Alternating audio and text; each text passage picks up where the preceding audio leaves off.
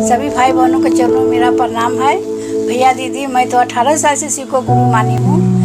मेरे पास तो उनकी अनुभूतियाँ लाखों है, कितना बताएं। लाखों अनुभूतियाँ, उसमें से एक अनुभूतियाँ हम आप लोग को सामने रखती हूँ। एक बार हम गए थे साहब के जन्मदिन पर, समस्तीपुर जिला गांव में उनकी चर्चा था। साहब के जन्मदिन के अवसर पर समस्तीपुर जिला में कोई गांव पड़ता है, उसी गांव में चर्चा था साहब का। उसमें जब हम लोग पहुँचे तो जब साहब पर चर्चा हो रहा था और मंच पर जब साहब दीदी लोग आए तो हमारा नज़र में आया कि शिव महादेव बैठे हैं। हमको लगता था कि शिव महादेव बैठे हैं, फिर भी अपना मन को हटा लेते थे कि नहीं तो साहब बैठे हैं। फिर भी कभी कभी सही लग जाए कि शिव पार्वती बैठे हैं, शिव पार्वती बैठे हैं। तो हमरा बार बार यही दिखाई दे, लेकिन हम किसी से कहे तो कहे भैया दीदी ने बैठे हैं। फिर हम भी सोचे कि भैया दीदी बैठे हैं, आखिर महादेव क्यों दिखाई दे रहे हैं। यानी कि मेरे साथ गुरु का अनुभव हो रहा था कि साहब क्या है, दीदी क्या है, हम समझ नहीं पाते थे। हम पहले बताए हैं कि हम एकदम अनाड़ी थे। जब शिव को गुरु माने तो बहुत अनाड़ी थे, कुछ समझते नहीं थे। लेकिन कैसे कैसे गुरु ज्ञान देते हैं। गुरु मन के मानसिकता पर उतर के अपने शिष्य को अपना जैसा बनाते हैं। मेरे गुरु हमको बहुत कुछ दिए, बहुत ज्ञान दिए। इसके बाद पहले 2 दिवसीय चर्चा होता था, तो आज का चर्चा तो बीत गया। लेकिन जब कल चर्चा हुआ तो साहब की चर्चा होने से पहले एक भाई ने भजन गाया। उस भजन में सही में साहब और दीदी को, शिव पार्वती को साथ लगा करके भजन गाए। हम गा के आप लोगों को सुना देंगे। तब मेरा मन उसी समय समझ गया कि सही में जो मेरा मन चाहता है वह तो गुरु भाई गुरु बहन के अंदर में हो चुका था। जो मेरे मन में पहला बार आया कि शिव पार्वती हैं भैया दीदी, ये तो भाई और बहन के अंदर में पहले से बैठल था।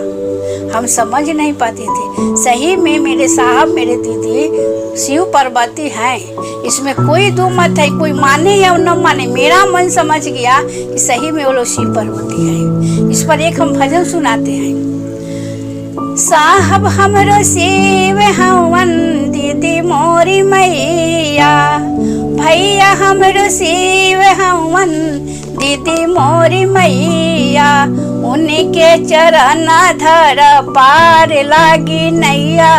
हमरी भैया हमरी बहना, उनके चरानिया में गंगा जमुनावा, धुली जई है मानावा के सब अब गुनावा। उनके चरनिया में गंगा जमुनावा, धुली जई है मानावा के सब अब गुनावा। साहब दीदी रोज देखे नींद में सपनावा, कैसे के हुई हमरो शिव शिष जहानावा।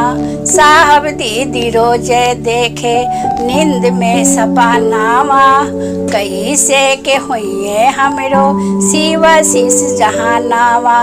उनके सपनावा में लगाव आपन मनवा, हमारी भैया हमारी बहाना, भैया हमरो शिव हवन, दीदी हमारी मैया, उनके चरण धर पार लागी नैया। हमारी भैया हमारी बहाना। देखिए दीदी, अभी भैया सही में शिव है। आज साहब कहते हैं कि जिसे प्रेम करते हैं उसके लिए दर्द होता है, जिसको हम अपना मानते हैं उसके लिए हमेशा चिंता होता है कि कैसे वो रहेगा। तो साहब दीदी इतना शिव शिष्य बनाए हैं तो उनका तो रिस्क लिए हैं, वो तो हम लोग का उत्तरदायी लिए हैं। हम लोग को दुख सुख को सब वो समझते हैं कि कैसे होगा, किसी को कोई तकलीफ ना हो किसी को। तब आज देखिए साहब कह रहे हैं कि हम नहीं आएंगे बार बार, तुम आओ।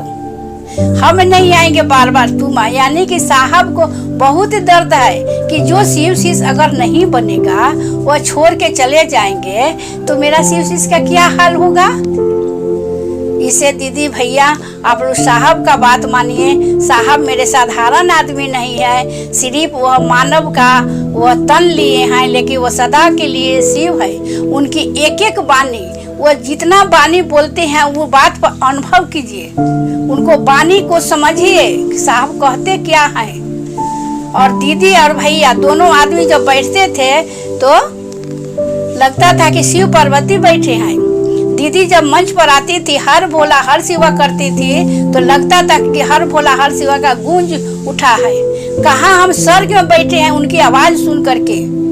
और जब चर्चा समाप्त होता था, विराम होता था, तो दीदी के नाम से विराम होता। दीदी विराम करती थी, कहती थी कि अपने बड़े भाई के वाणी को सुनो, उनके कथन अनुसार काम करो, वो जो कहते हैं से करो।